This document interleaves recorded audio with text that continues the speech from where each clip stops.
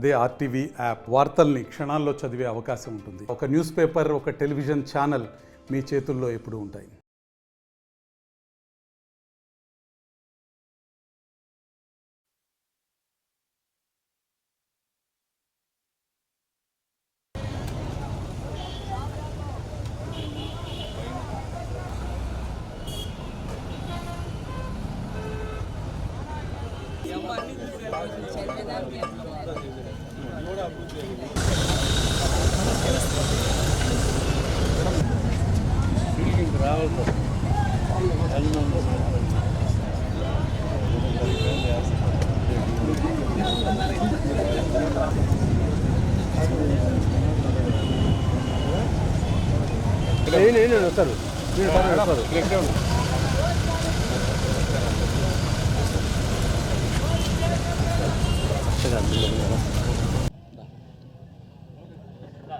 ఈరోజు మహాత్మా జ్యోతిరావు పూలే వారి వర్ధంతి సందర్భంగా వారికి నివాళులు అర్పించుకోవడం జరిగింది.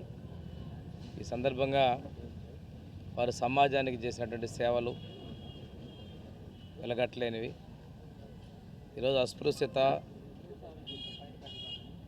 అనేటువంటిది ఒక దళితులు గిరిజనులకే కాకుండా బీసీల్లో కూడా తను అనుభవించారు. సుమారు దగ్గర 200 సంవత్సరాల క్రితం జన్మించినప్పటికి కూడా ఆ రోజులో ఉన్నటువంటి సామాజిక రుగ్మతల్ని చవిచూసి విద్యను కొనసాగించి తన విద్యతోటి ఈ వివక్ష మీద, బాలికా విద్య మీద, మహిళా విద్య మీద, దళిత గిరిజనుల విద్యల మీద ప్రోత్సహిస్తూ సామాజిక రుగ్మతల్ని తరిమి కొట్టేందుకు ఎనలేని కృషి చేశారు.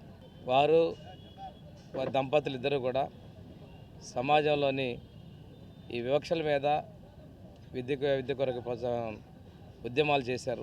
ఈరోజు వారు చనిపోయి దగ్గరగా 130 సంవత్సరాలు అవుతూ ఉంది. వారు జన్మించి 200 సంవత్సరాలుగా వస్తుంది. అయినప్పటికీ వారి సేవలను గుర్తుపెట్టుకుంటూ జాతి యావత్తు వారికి నివాళులు అర్పిస్తున్నారంటే వారు చేసినటువంటి కృషిని మనం మర్చిపోలేము.